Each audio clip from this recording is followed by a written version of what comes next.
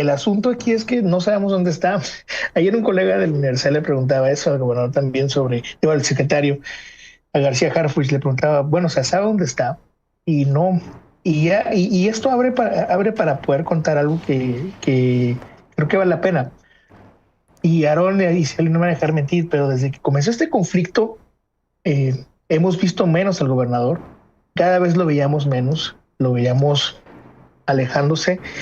Y en algún momento entendimos que era por el desastre de comunicación que tenía el mismo gobierno estatal. Y lo platicamos mucho tiempo, Aaron y yo, por cierto, ¿no? Ese desastre de comunicación. De pronto un día con retenes de grupos armados, con bloqueos, con balaceras y más. Y el gobernador saliendo en un video en vivo o grabado, caminando por las riberas del río Tamazula, diciendo que no pasaba nada, que todo estaba bien. O su secretario, Gerardo Mérida Sánchez, que hoy es uno de los 10 acusados, el secretario de Seguridad, diciendo que la cosa estaba tranquila, se podía vivir en paz. Tan en paz que hoy está acusado, ¿no? De un tema de inseguridad. Pero esa muy mala comunicación fue después absorbida, o lo entendimos así, por el gobierno federal, y empezaron a dejar al gobernador fuera de todo organización que tuviera que ver con ellos.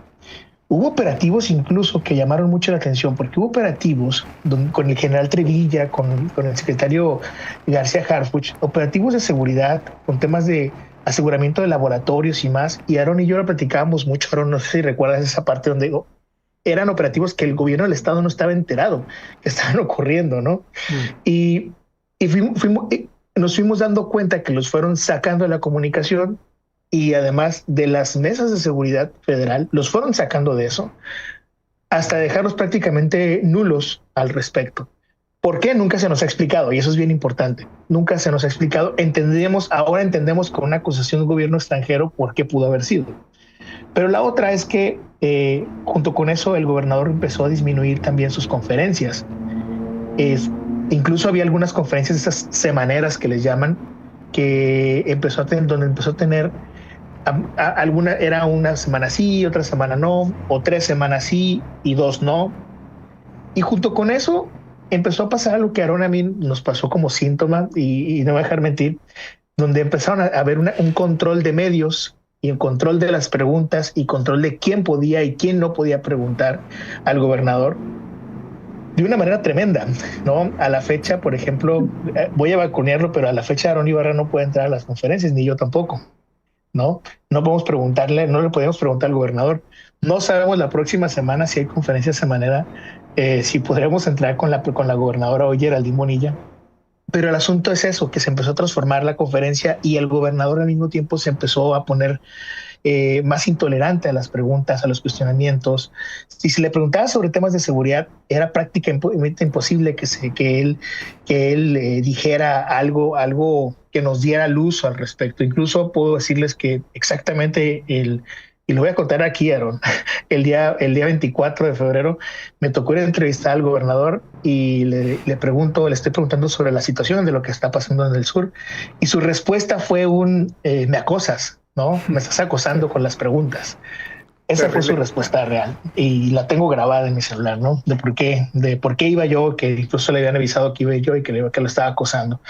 Cuando él, como le dije momentos antes, era una pregunta muy genuina. Hoy por hoy lo que vemos o entiendo es que, como le preguntaba él, quizás no tenía un diagnóstico correcto, o a lo mejor tenía un diagnóstico muy completo del por qué estaban pasando esas cosas que estaban pasando en el sur.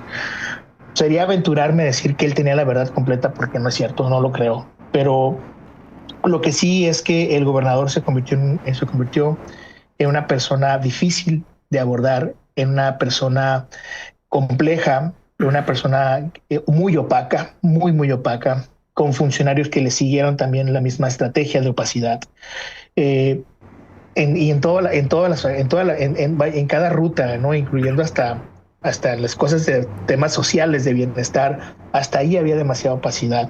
Entonces, híjole, poder decir hoy dónde está el gobernador, no lo sabemos. Lo que entendemos y lo que sabemos, porque se nos informó al final de la conferencia, es que la escolta que tiene el gobernador son policías estatales, y entonces pensaríamos que el gobernador se encuentra en Sinaloa siendo resguardado por esos policías estatales.